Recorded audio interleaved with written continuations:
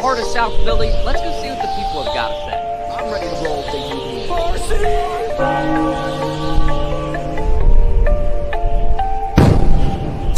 Now listen here, Dutch. The Mets and the Cowboys, they suck.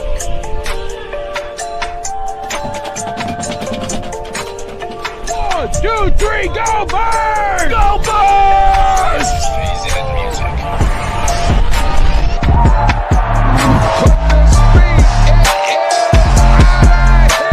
Here we go, 302BIRDS, you know stinks. Go Birds!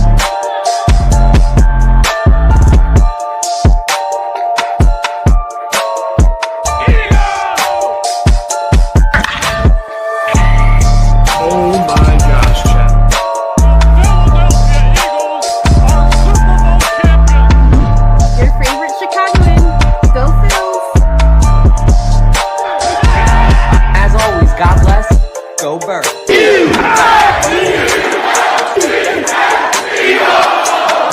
Get your water ice and soft pretzels ready because you are now tuned into a 302BIRDS podcast experience. Proudly presented by TickPick, Nick's Pizza, El Diablo Burritos, and Klondike Kate's on the heart of Main Street. Let's take it to the show.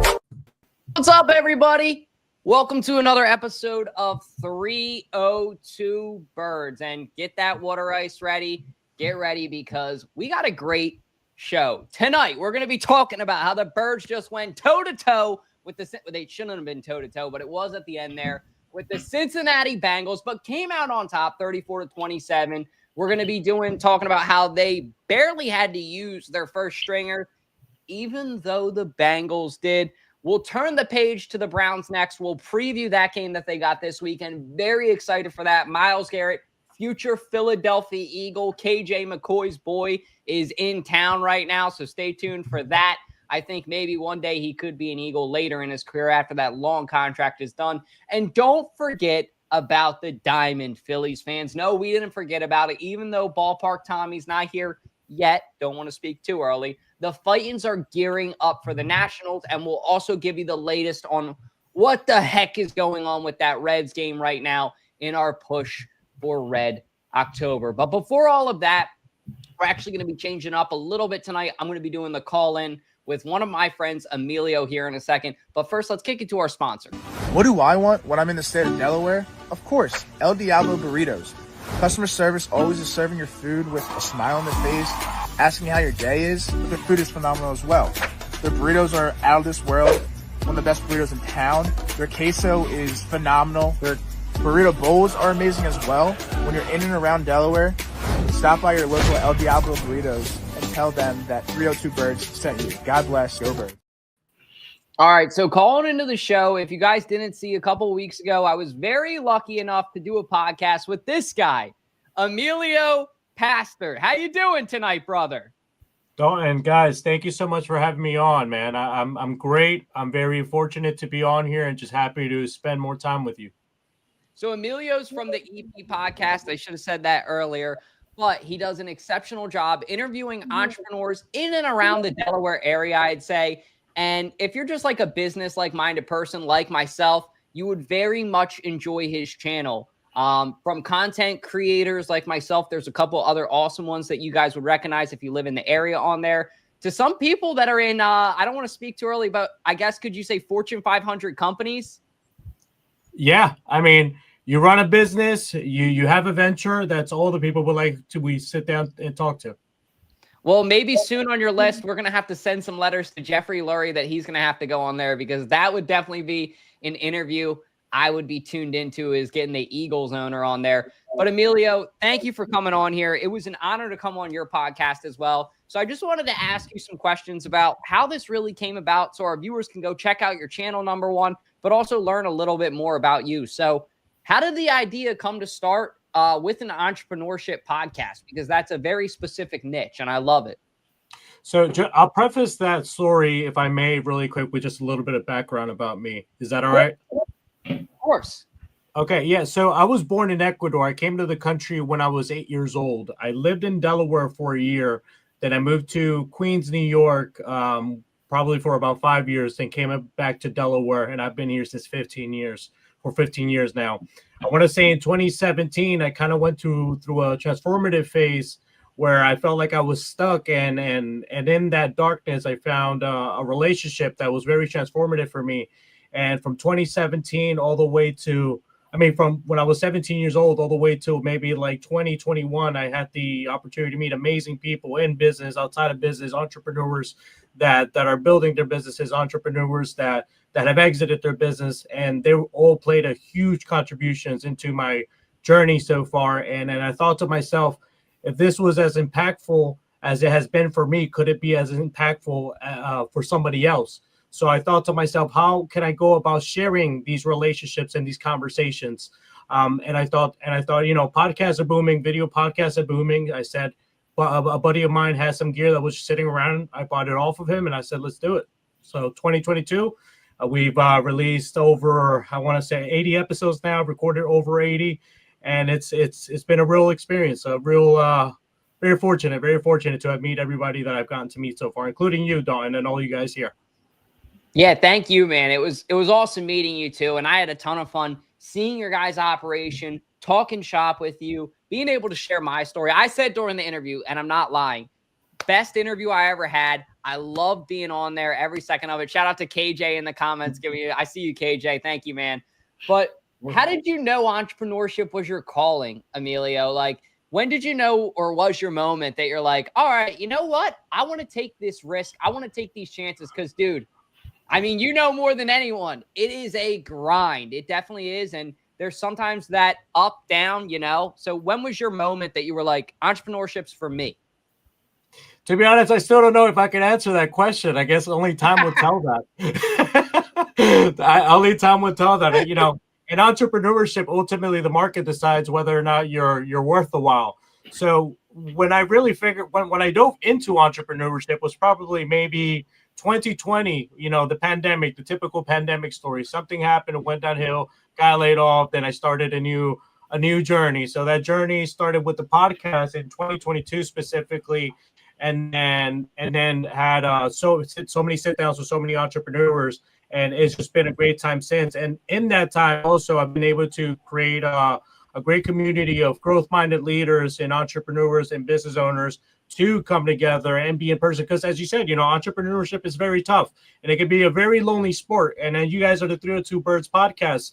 As we all know, this is not a one-person game. The bigger the team, the stronger the team, the better the outcome. So that's what I try to do with the EPEX community. And it's just been, as I always say, it's always a pleasure. I'm always feeling very fortunate to do it. I'm just glad I can continue to do it. Yeah, I love that. And can you also speak on, we talked about it a little bit on your show, but I want to get your take on it.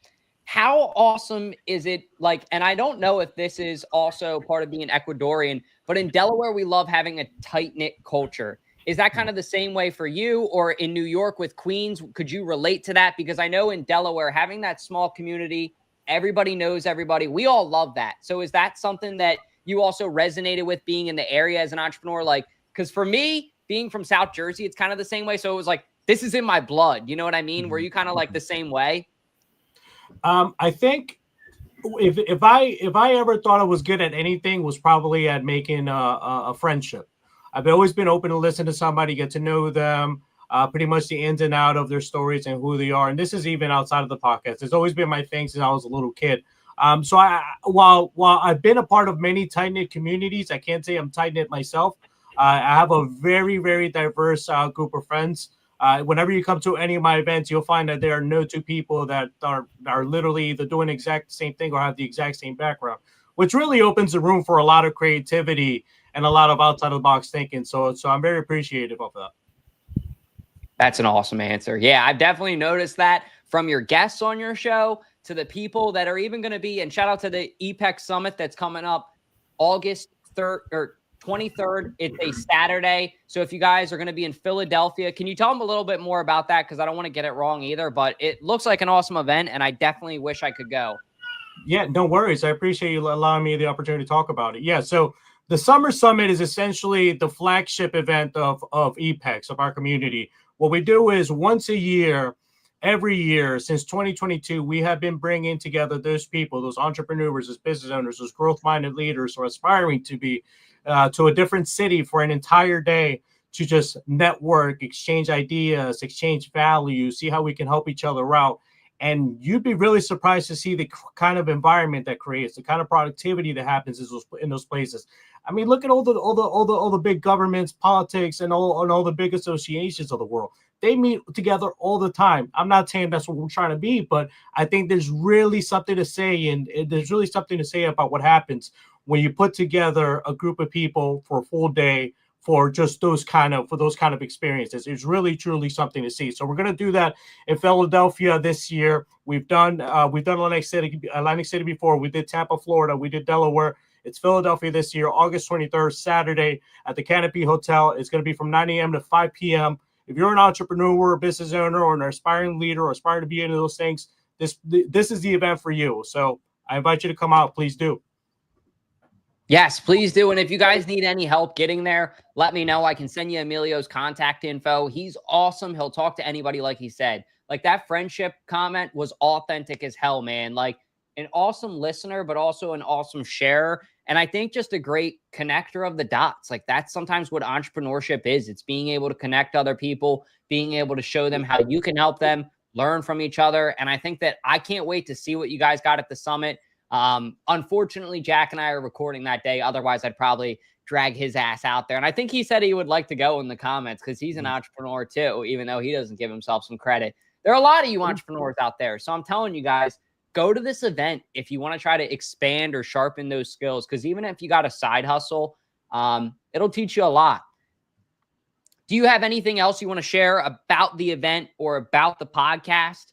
Yeah, we're gonna, so with the event specifically, just to make it a little bit more relevant, not a little bit more relevant, but just to pique a little bit more interest, is we're having some interesting keynote speakers. One of them is being my co-host, my good friend Arthur Hannig.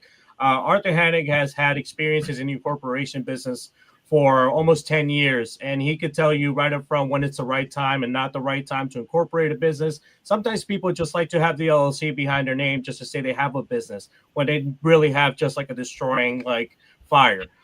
So he's going to go in there and tell you about what that's going to be like, when to take the jump, when to take that leap. Most entrepreneurs are hybrid. Not all of them are full-time, but he's going to walk you through that transition. And then we're going to have Paul Dorsey. Paul Dorsey is another good friend of mine who I've known now for almost 10 years. He's going to talk about essentially how to build your business through referrals. You know, he had a wealth management firm that he built from $0 to over $500 million, leading to its acquisition back in 2021. So if there's anyone that knows referrals, it'll be him. And then last but not least is Sal Rodriguez. Sal Rodriguez is a Spanish American entrepreneur that has 10 Cricket Wireless locations across PA and Delaware, and is now working on building the ice cream, the Disney of ice cream with La Bamba store that he has. So it's going to be a lot of different entrepreneurs, a lot of different backgrounds, a lot of different conversations.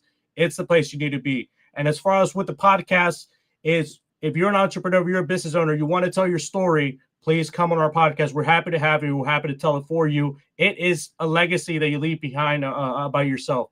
I'll leave it with one more thing on that specific note on the podcast. The most transformative moment for me in the podcast was when I had my buddy on our first episode. Sadly, he's passed away to lymphoma cancer a couple years ago now.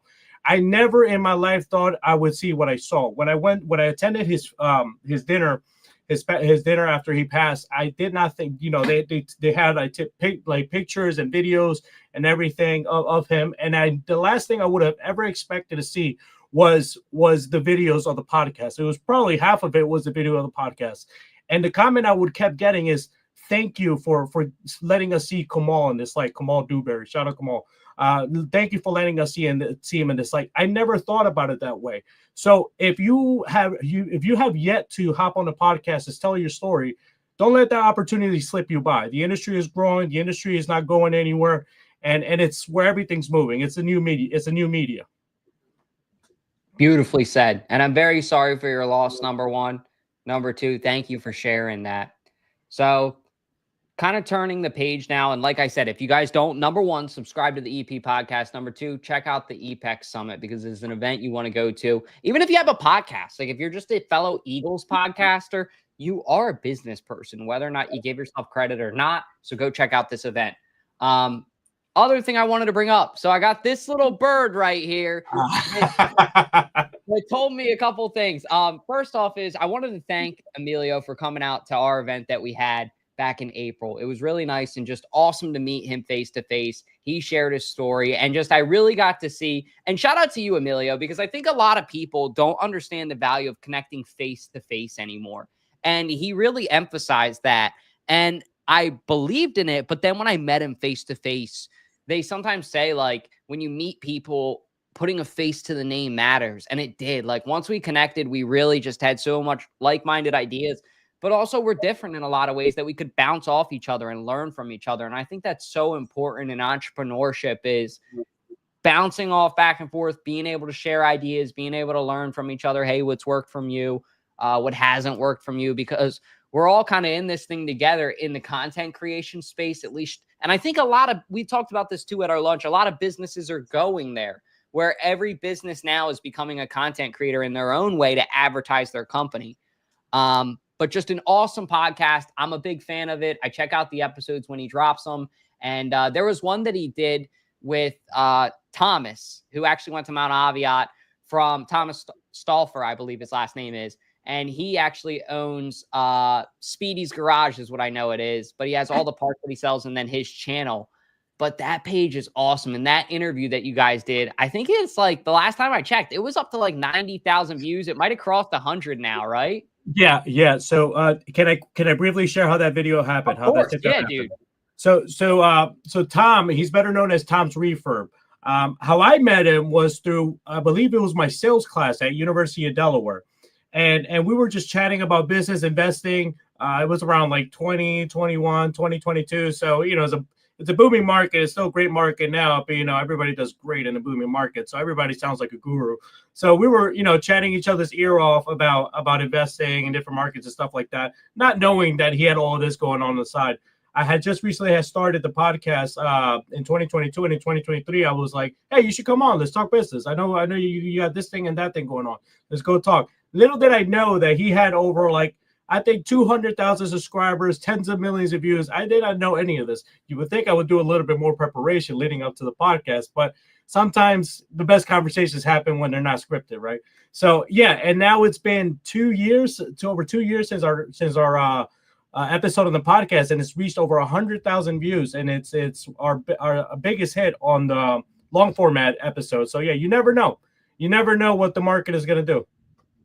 Really interesting dude. And shout out to Thomas from Tom's Refurbed Garage, I would call it, and Official Speedy's Equipment. Graduated with my sister from Mount Aviat, so shout out to MAA.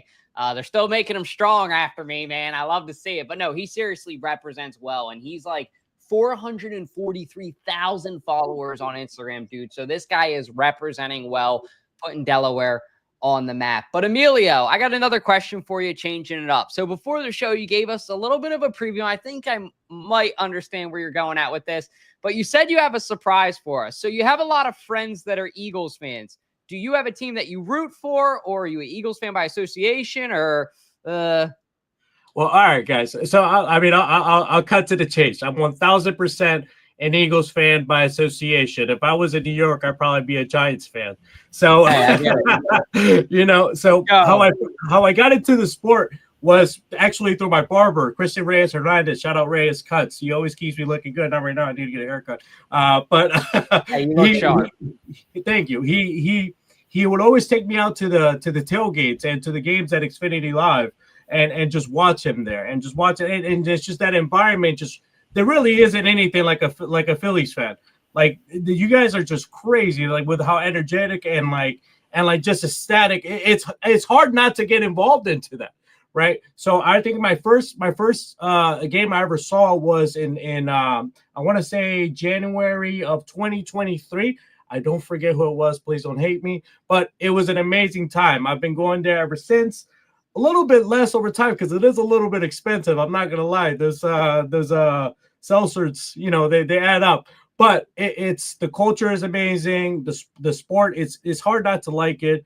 My friends hate me because, at least my hardcore Eagle fans friends, because they always do this thing with me where they're like, "Oh, name 5 Eagle players or name 10 Eagles players," and I think I have it. And then when I was in high school and everything, I was the worst test taker. I could study for months ahead of time, days at a time. I would forget the moment the quiz came or the moment the exam came. So every time they ask me, name 5, name 10 Eagles player, I freeze up. And it just escapes my mind. So please don't ask me that because I'm going to struggle.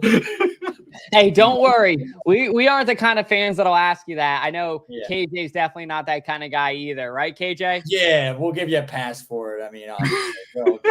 Hey, if you want to give me a hard time for it, that's fine too. I can take it. It's all good. We only give Cowboys fans hard times here, so don't worry. Well, who doesn't? Yeah, there you go. If that doesn't give you guys more of a reason to go subscribe to the EP podcast and check out the EPEC Summit, I don't know what does. Emilio, we really appreciate you joining us tonight. And guys, he's an Eagles fan by association, so he said he's an Eagles fan. So once again, just gives you more of a reason to go press that sub button to the EP podcast. But from our Delaware brother, also from the 302, man, we appreciate you coming on here. Anything else you want to say on your way out, bro? No, thank you again, guys, so much. It's been a great time. I can't wait to see you guys in person again and catch up, maybe share a drink.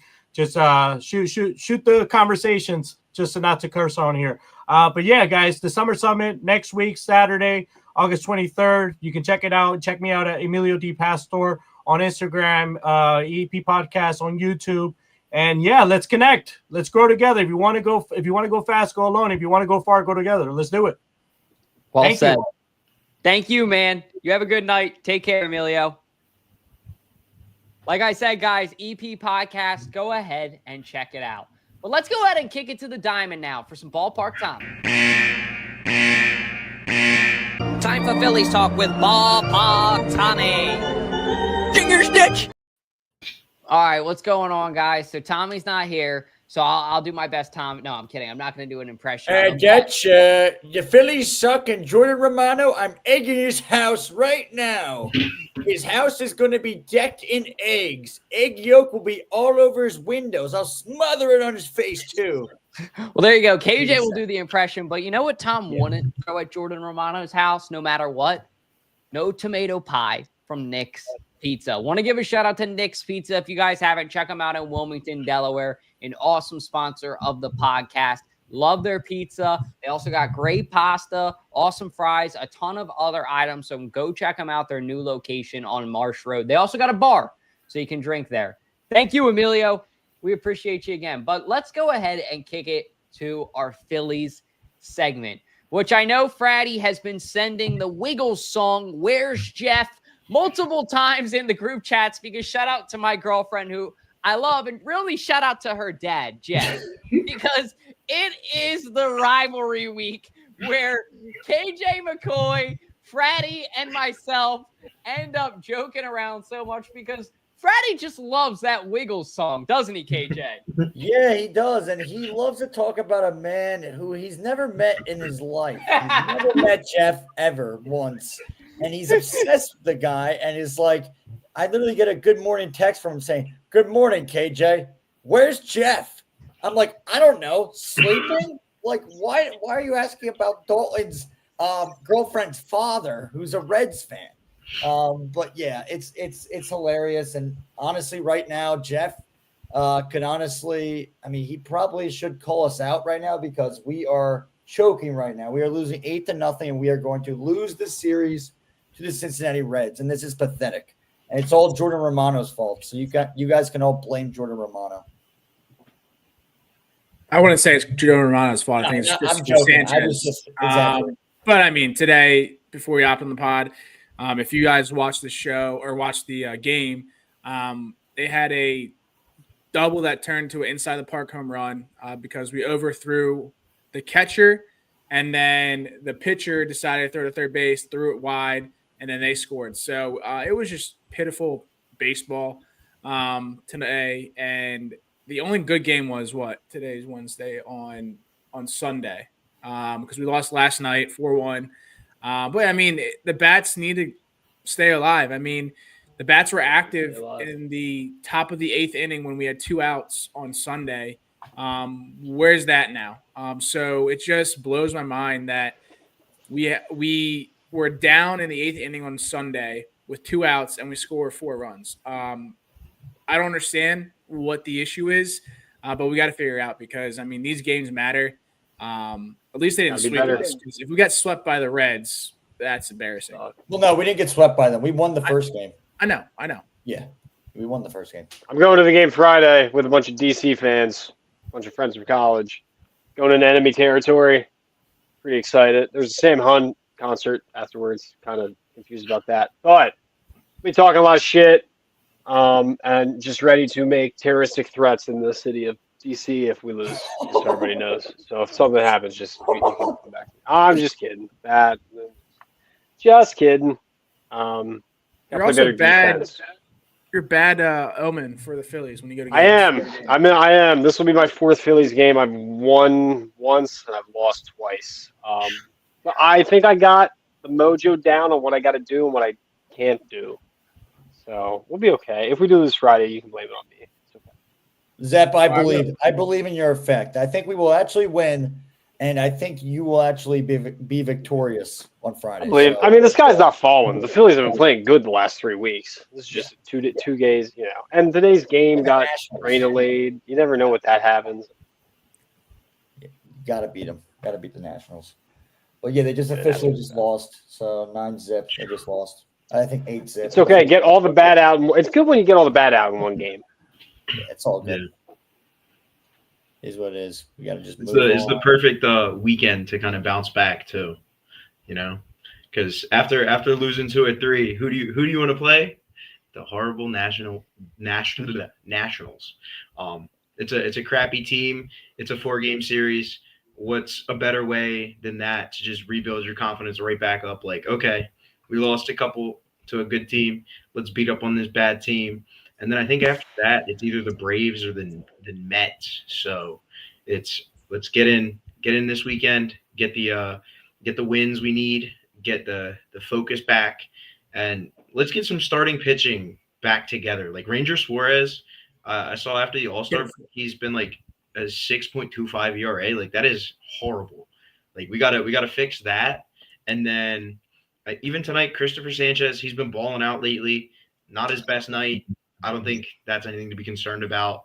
But they definitely got to get back on track, even with their starting pitching and just being dominant like they have been. And I don't know why Romano came in tonight, but yeah. As long as we stay away from him in the bullpen, we'll be okay. I mean, yeah. I didn't really see it because I caught on towards the tail end of the game last night. But I heard there's a lot of antics with Ranger Suarez.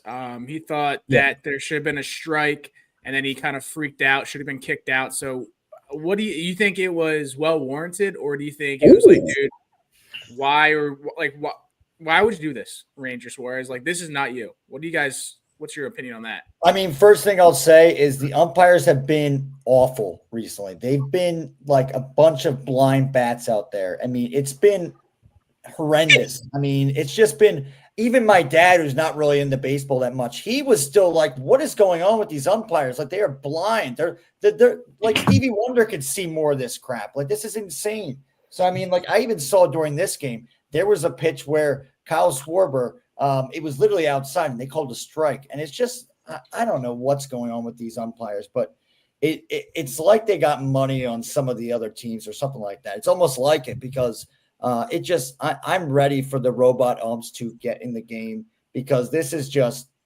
awful. This definitely is. But I would probably say it was warranted, and I think he has every right to argue the call. I mean, I think if he really does think he threw a strike, then he threw a strike. So that's what I think.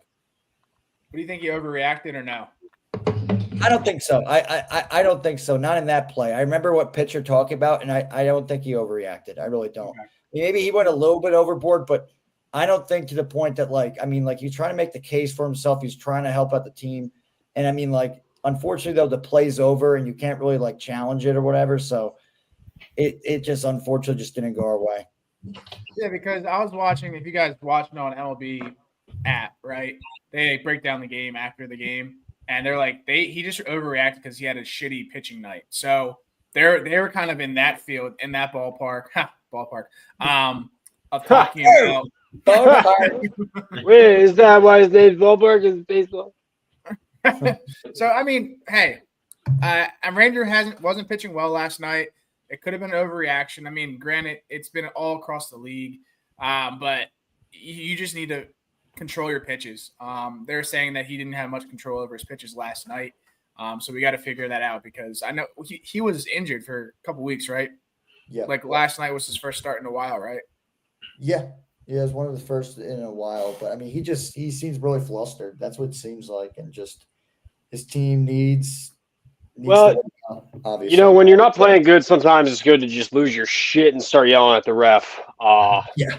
And that sounds like a joke, but that's actually like no, I agree. You're right. Like, you know, sometimes I come home from work and I've had a bad day and I just start yelling at Jack and I feel better.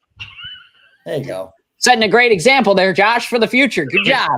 So that means, Jack, that you are the referee of the house, I guess. I guess. Definitely not. No. It's my ballpark, baby. It's my ballpark. Josh is just a player in my ballpark. In that house. I'm getting all the ballpark out right now. Jack is in charge of nothing. The funny thing is they're in the same house, but they podcast in different rooms, which I find so funny. You guys should build an ultimate setup down in the basement, and Jack, you got to go down there. I feel like the banter is not the best when we sit next to each other. I like to kind of see each other. It's kind of annoying when you're handing the mic to him. Hey, talk. That is true. No, I do miss that. I do miss that aspect. That's always really fun when you guys are always butting heads. This setup I have is going to break in 2 weeks. I'll be back up there with him. All right, cool. All right, well, let's go ahead and kick it to our next segment, so we're going to drop some hot takes. Not yet. I want to give a quick shout out, though, to Balboa Steaks and Bab's Hot Chicken. If you guys haven't seen them in the description, please check them out in Newark, Delaware. We're going to do a little bit of a shout out and a segment later for our last segment of the show. We're going to do the knockout punch presented by Balboa Steaks at the end of the show, where we're going to give some hot takes for this preseason's game. But the reason I bring it up, guys, is because last week, you know who had I'm 1 for 1 on my Balboa's knockout punch take of the week. King of Delaware Steaks, go check them out. But point is, I said last week Tanner McKee would throw for 2+ touchdowns and 100+ yards. I was not expecting that game, my friends, with 3 total touchdowns, 2 passing touchdowns, 1 rushing, 20 for 25, and I think he had over 200 yards passing in a preseason game, which is insane. So he balled out and showed the reason why I think he's not only the backup QB for the Eagles, but he could start for a lot of teams around the league. So my biggest takeaway from this game, the thing that I didn't think about going into this game, the thing that I didn't know, is the Eagles very well might be able to trade Tanner McKee if they want to and get a high return for him. There are teams around the league that are going to need a QB because their QB is going to get injured in the next couple of months. It just happens around the league. I'm not wishing it on anyone. It's just the name of the game. It's how it goes. There's going to be teams where their QB sucks and he doesn't pan out the way he was supposed to. Like, look at the Cleveland Browns right now, who spent all that money on Deshaun Watson for him to sit on the bench, basically. That makes no sense to me. So all in all, my biggest takeaway after this is the Eagles have some very valuable capital at not just the starting QB position, but the backup QB decision or the backup QB position. And now they have a hard decision to make is the next thing I'm thinking of. Why are you shaking your head, Josh? Well, I mean, just another Wednesday night, another dumb Dalton take. What did you think of last week, Ray? I am not surprised at how well Tanner McKee played. I mean, he showed it last year against the Cowboys. I'm shocked at how much he played, so I'll give you props on that. I really thought it was cemented that everybody knew he was this good, and I thought he was going to get the first quarter, call it a day, but he played into the third quarter. But I don't think Howie Roseman has learned his lesson that the backup quarterback position is incredibly valuable. I mean, Nick Foles, the whole reason we have Jalen Hurts on the team was to be the backup because the year before Carson Wentz got a concussion in the playoffs. The year before that, his back seized up. The year before that, he tore his ACL. the backup position is very important, and we do not trust Kyle McCord yet, and DTR is horrendous, even though he played pretty well, actually. Definitely not trading Tanner McKee. It would need to be a high second-round pick or a low first-round pick for Tanner McKee. And I don't think any team's going to do that for some guy who has 2 starts in the NFL. So, yeah, you're right. I think you hit the nail on the head. It's going to need to be a first or a second in exchange. It's got to be. And I don't think anybody's going to do that for somebody who hasn't started more than 5 games. What do you think about it, Joe? I think Tanner McKee showed a lot of like what he showed last year against the Cowboys, against the Giants. He has what it takes to. I know we're saying starter for different teams, but honestly, like I'm with Josh. Don't trade him. It's not worth it, because even last year, like he came out and he balled out against the Cowboys. He just played missile.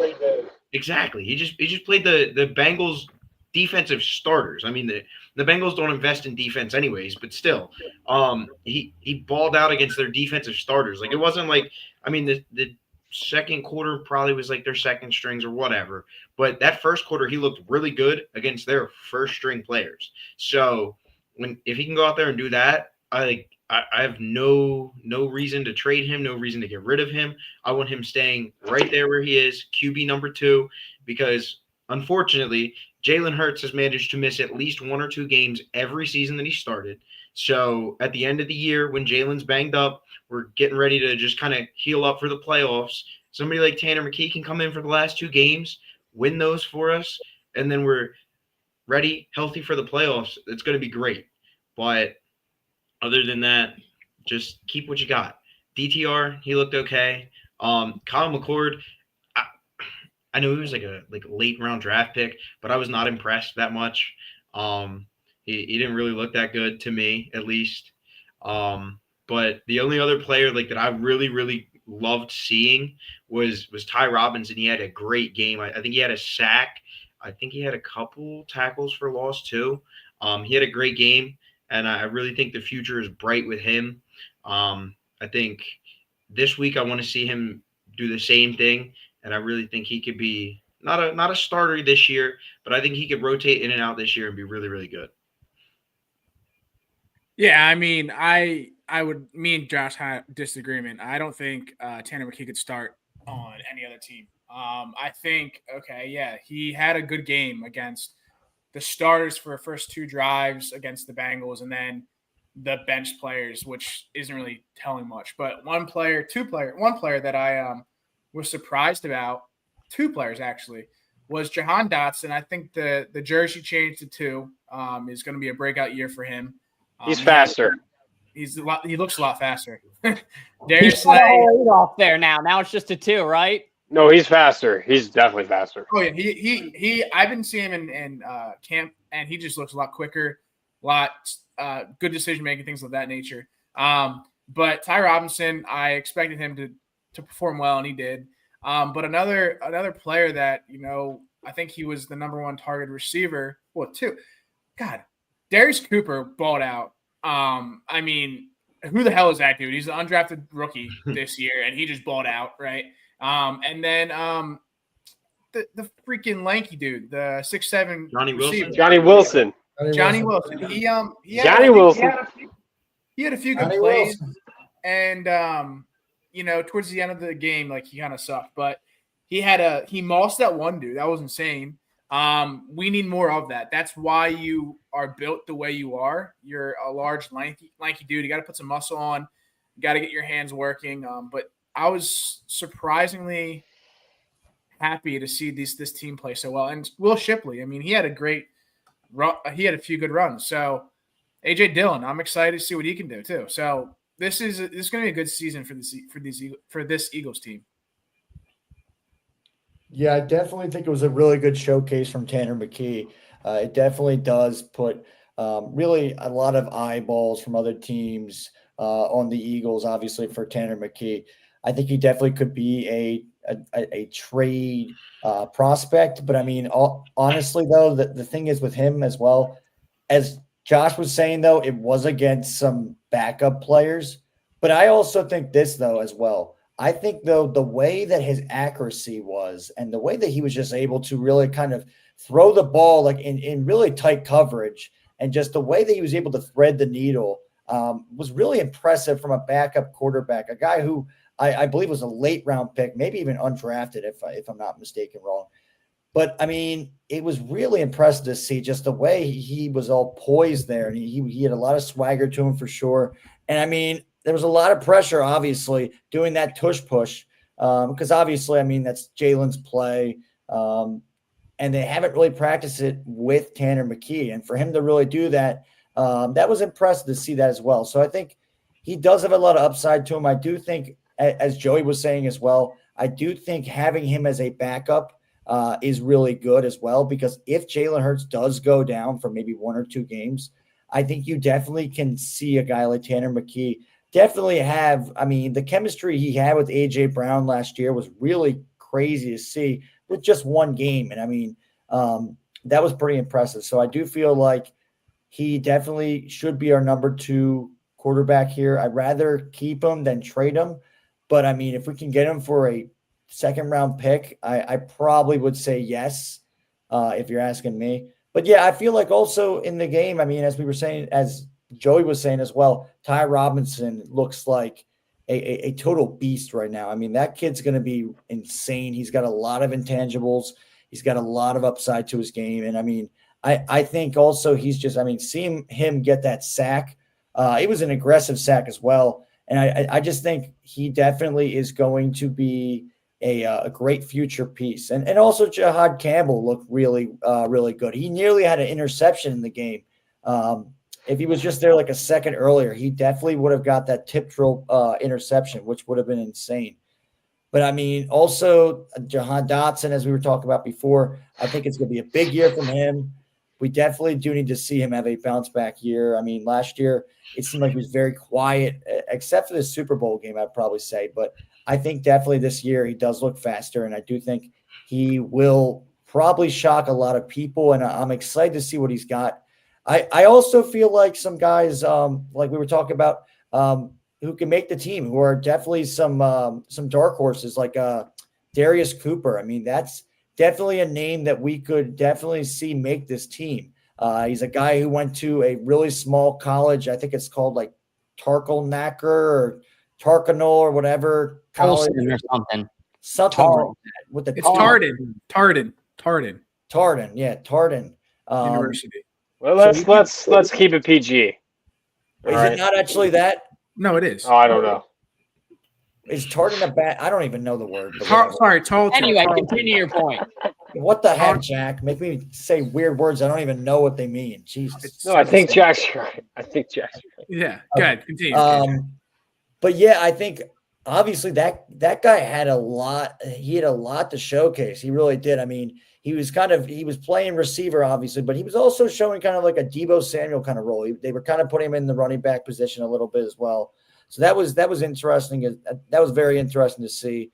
So I think that guy definitely has a shot in making this team. The only thing is that we got a pretty good wide receiving core in general. So, I mean, he's got to compete with some guys for sure. But I think definitely we have I'm excited to see week 1. I mean, I know this Browns game, we're really going to see a lot of guys who are just trying to make the team.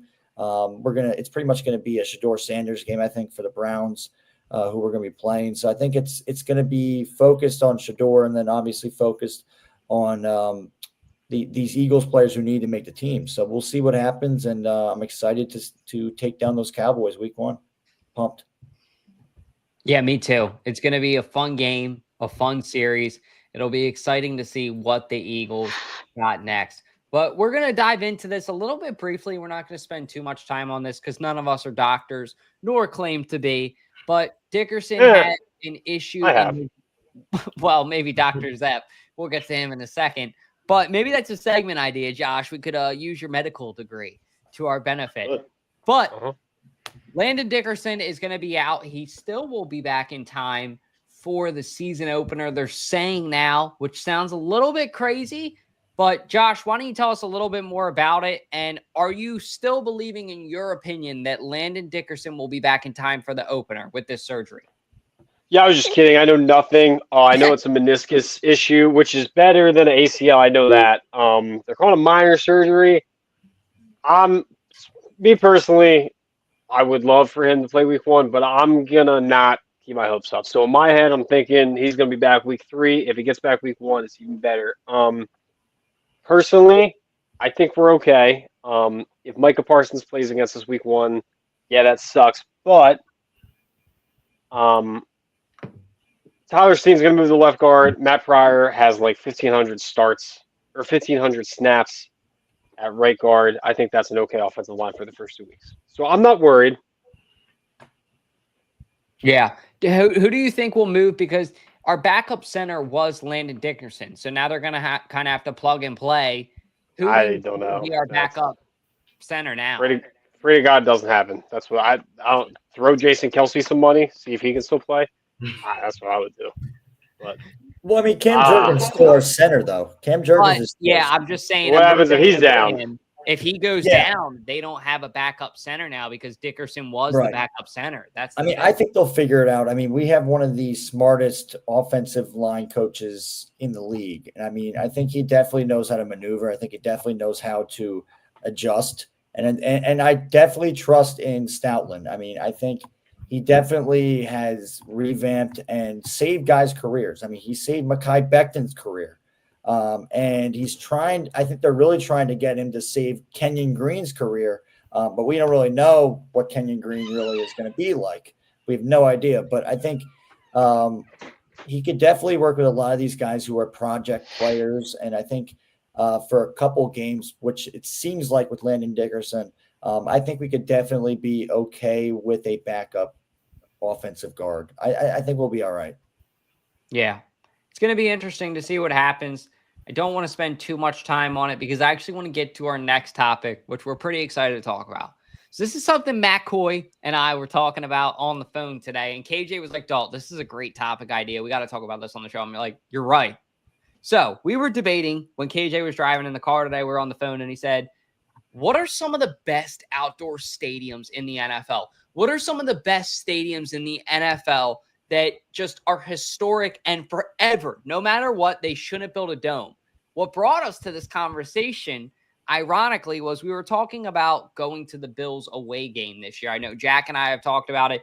KJ and I were talking about it. KJ goes, we should go this year because the Bills are actually building a new stadium. So we won't be able to go to this stadium for very much longer. And it kind of prompted me to think, will it still be outdoors? And he said, yep, it'll still be outdoors. I said, okay, that's awesome. And I thought to myself, the Bills stadium should always be outdoors. The Eagles stadium should always be outdoors. The Packers stadium should always be outdoors. In your guys' opinion, what are some other NFL stadiums, or why some of those stadiums specifically do you guys believe should stay and always remain outside? The Commanders. And it should just continue to be a dump with little funding and, just falling apart on people. I think that's always funny. Why is that? Just remember that time when it almost killed Jalen Hurts? Remember that? The whole rail fell down? Like 6 people fell down? Oh, I remember that. It was when that when the it was nuts. The railing broke. Yeah. Yeah. Yeah. Just keep that stadium, falling apart, falling down. That would be funny. Mm-hmm. Yeah. I mean, it would be weird if the Commanders have like a sick new stadium. It wouldn't feel right.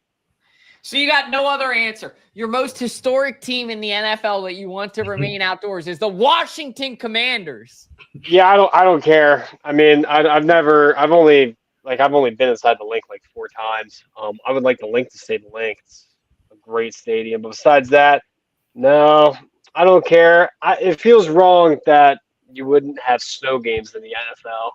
I mean, like if all the northern teams had, that would suck. That'd be sad. You need a little snow. You need at least one snow football game here. That's it.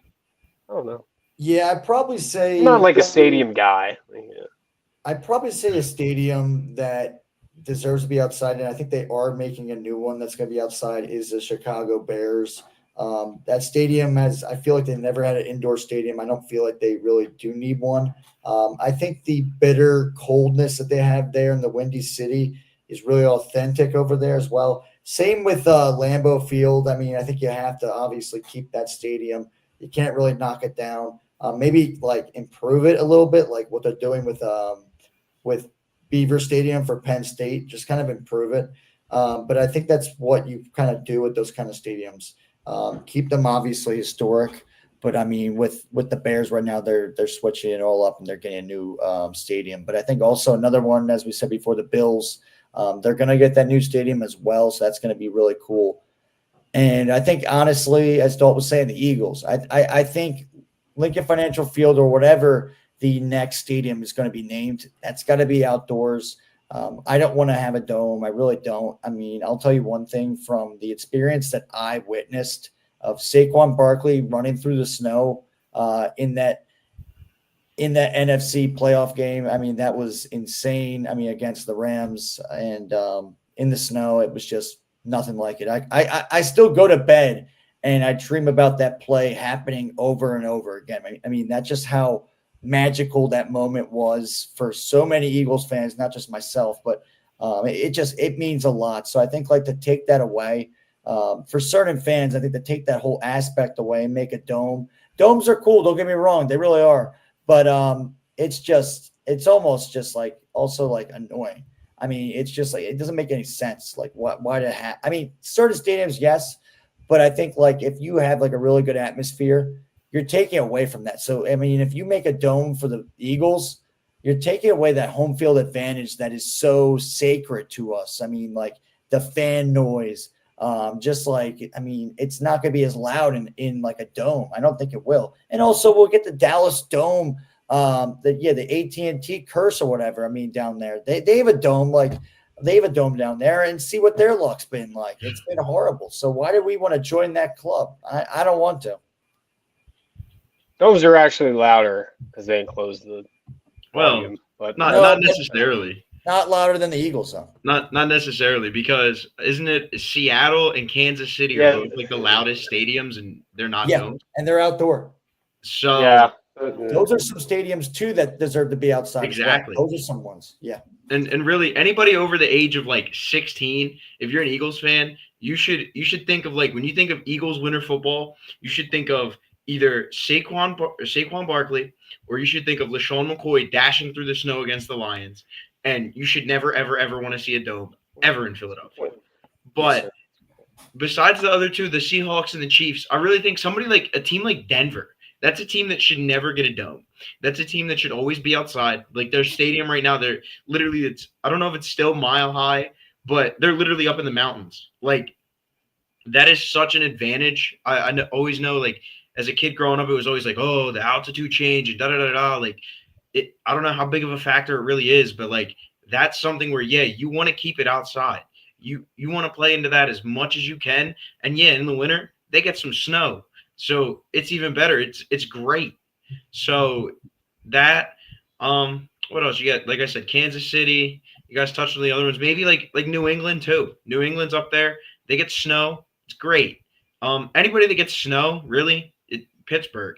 It's those cold, like, winter football games, even if it's not snow, it's just cold. Like, that's rough and tough football. That, like, that's even back in, like, the older, like, the Ice Bowl, like, things like that. Like, that is football. And that is what, like, football has lived on for so many years, like 100 years now. So building all these domes, like Minnesota is soft. They have a perfect weather for winter football, and they went and built a dome. Like, that is the softest thing you could do. But, you know. The issue is that a lot of these stadiums, they rely on city funding from, like, the public government funding. And a lot of the cities want domes because you do more stuff in it. One, you can have concerts, like you can do different stuff in domes. Also, you can use it more as like humanitarian aid, right? Like if there's a hurricane, you're not going to store your citizens in a stadium that's open. You want them in a dome. Doesn't Minnesota have a hockey team? Don't they got a hockey arena? Yeah, the Don't they have a Minnesota better Yeah, team? Minnesota Wild. you can. Well, they follow the Saints. Stored a lot of people in the Well, that's just because New Caesar's Orleans Dome literally has during Katrina. Well, I guess 2 teams, but Yeah. still. I mean, it's like the example of humanitarian aid crisis during Katrina when they had people in there. So that's what the cities rely on. That's how you get the tax money. It sucks. Hopefully everything's retractable. That is a good middle ground. But like this thing with a retractable roof is here's the thing that someone said that I agree with. If they have a retractable roof, they're gonna use it. Like we're not I agree. snow games anymore. If it's snowing in Philadelphia and if they have a retractable roof, they're gonna use the retractable roof. That's what they built it for. Like, and it sucks to say that. They'll still have a couple of games a year where it's like, cool, the roof is open. We have sunshine. Awesome. But like it shouldn't be like that. You know what I mean? Keep it outside. Yeah. There's certain stadiums where it's like you're meant to play in the brutal cold. I really agree with Joey on that take about Minnesota, saying that it should remain outside. And honestly, in my opinion, and I'll leave it at this, I think that the NFL should fluctuate every 32 years between all 32 teams and have the Super Bowl at a different stadium every year. Every team should get a chance. It shouldn't matter, you know what I mean? Like, who's got the most money, who can do the halftime show. I don't give a shit. Like, it should be every 32 years, every team gets a chance. Because could you imagine a team playing outside in the Super Bowl in Chicago in the snow? And it's like two, like, let's say West Coast, like, or like hot weather teams. We'll say part of the Dolphins. Yep, you're with me. And then maybe like the Niners are in the Super Bowl. They would be fucked. They would be screwed. And it would be hilarious watching, you know, cue that clown music, because they would be running around in the snow, slipping. And I just think, in my opinion, if you could do every 32 years, a different team gets the Super Bowl, that would be so entertaining for the NFL. But moving along now to our last segment of the night. We're doing great tonight on time, so thank you guys. I appreciate y'all. But we're doing our knockout punch, powered by Balboa Steaks. I'm going to get the intro ready soon, so stay tuned for that. But if you guys haven't, go check out Balboa Steaks on Main Street, Delaware, the king of Delaware steaks. They have the best Cooper Sharp cheese in Delaware, really good rolls, authentic meat. It all blends together, and it is a very good cheesesteak. If you haven't, also check out Bab's Hot Chicken. It's amazing there, and they just opened up a restaurant as well called Founding Brothers, which is a Nashville-themed bar. And fun fact, we're doing a watch party there October 19th. So if you want to come watch the game with 302 Birds, come there, get some drinks, get some awesome food. We will be watching the Eagles game and doing a post-game show live from Founding Brothers on Main Street. It's where the old arenas used to be, and it's really cool in there. But get ready, guys, because I want to hear your hot takes for this week about preseason week 2. Philadelphia Eagles are getting to go up against another AFC North team in the Cleveland Browns. Yeah. How are you guys feeling about this game? We'll start out with you, KJ McCoy. What is your knockout take this week? My knockout take is that I'd probably say that Darius Cooper scores another touchdown in this game. And I'm also going to say that he also really stamps his roster spot on this team. I think that's what he's going to do, and I think he's going to ball out. I think he's probably going to have like 40 yards receiving, and I definitely think he's going to get some targets. So I think he's going to definitely be one of the players of the game in this game. I mean, one of the spotlight players. But it's going to be one of those games where we're just going to – it's going to be more of like the coaching watching this game more than like the fans watching, because it's going to be pretty boring, I mean, with the backups.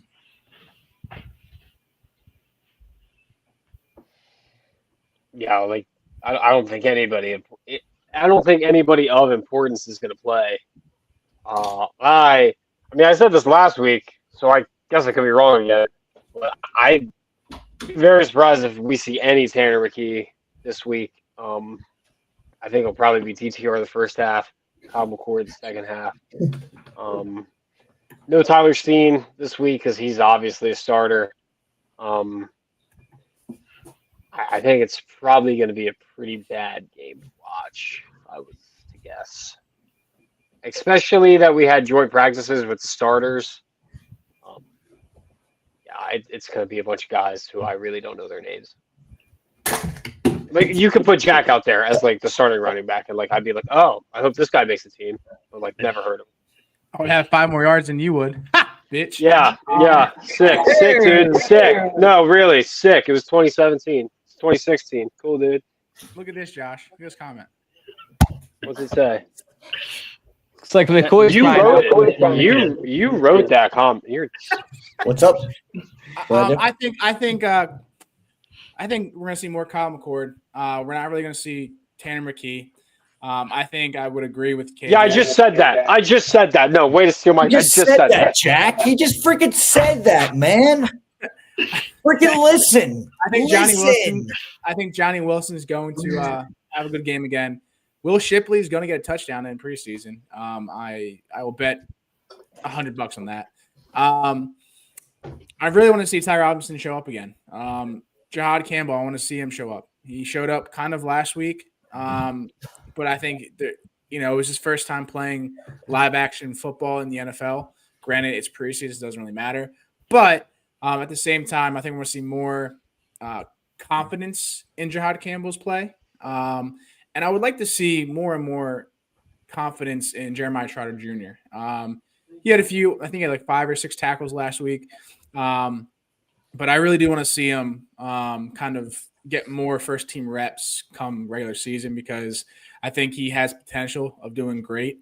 I think he just needs to get out of the young buckness that he has and go from there. But that's my hot take.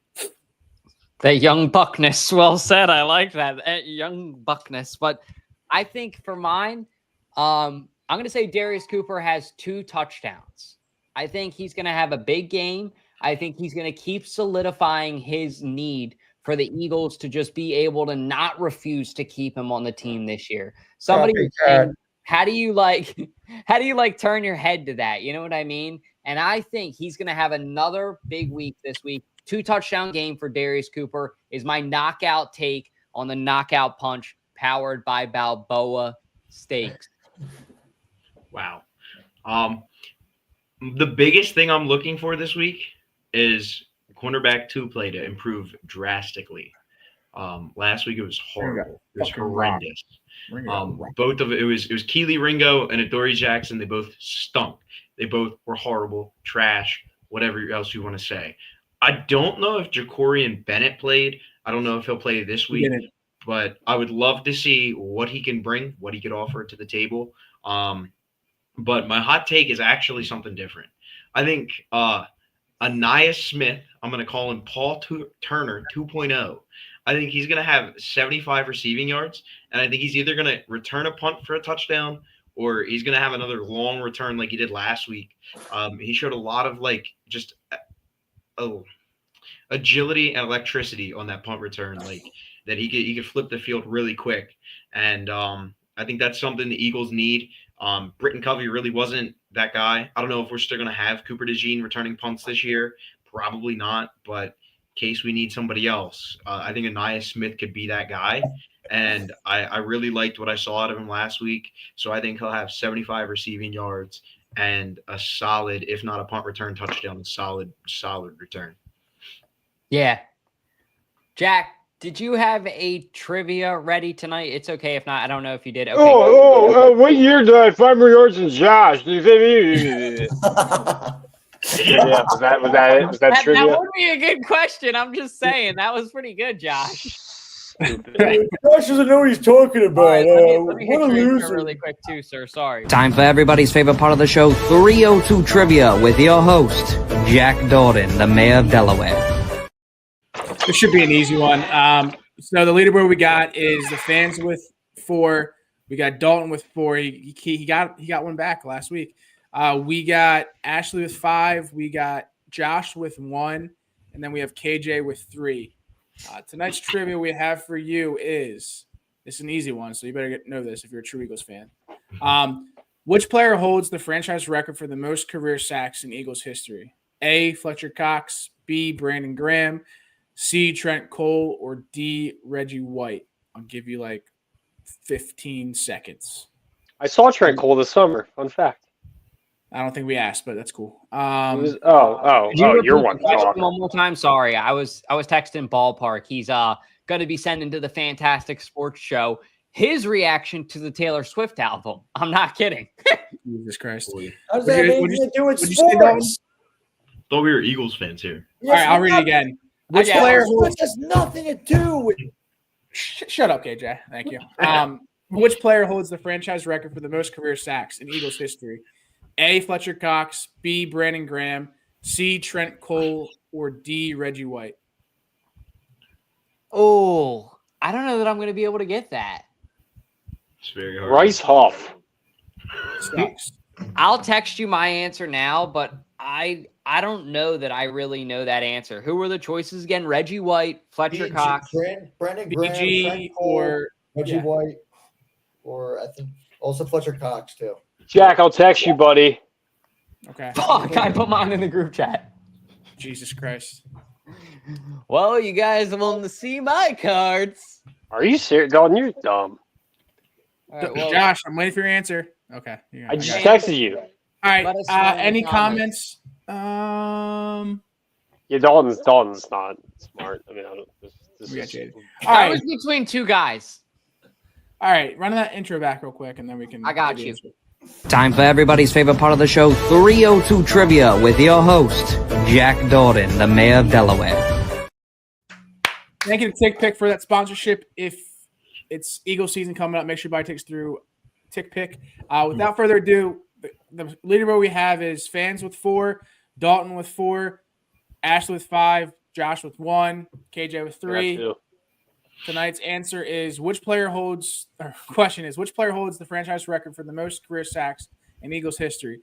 A, Fletcher Cox, B, Brandon Graham, C, Trent Cole, or D, Reggie White? Dude. Shut up, Constance. Whatever. Anyway, your answer for tonight is D, Reggie White. D, Reggie White. We got Jaden, Minister of Defense. Boom, correct. That's another one for the fans. We got Joey with D, correct. We got KJ with, he said BG, I think. Wrong. We got Dalton with Fletcher Cox. Wrong. And we got Josh with Reggie White. Correct. Why does he enjoy saying wrong so much? What? Wrong. I said, why does he enjoy saying wrong so much? Wrong. I was wrong in high school now. They always yelled at me when I was wrong. So Wrong. You're wrong. True. Wrong. But I guess now looking at the And now we have a special guest, Taylor Swift, joining the podcast. Get her on here, Jack. Introduce her. Travis.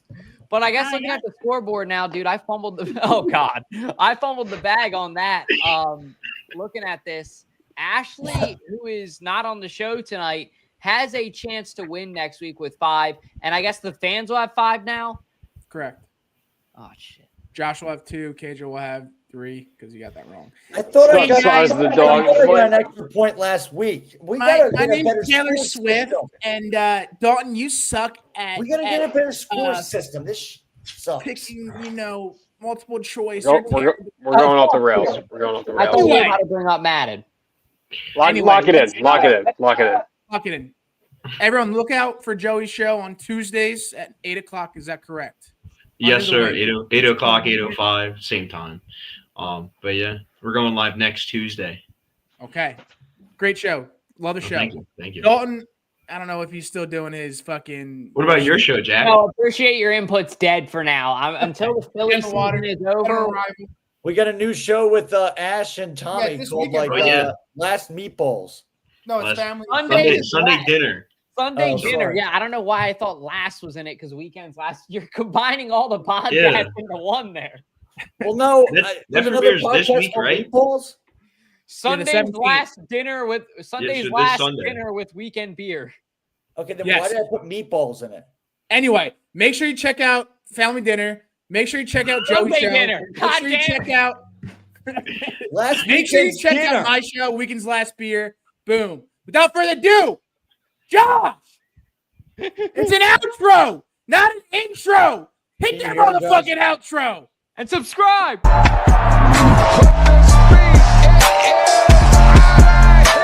Here we go. 302BIRDS. You know, stinks.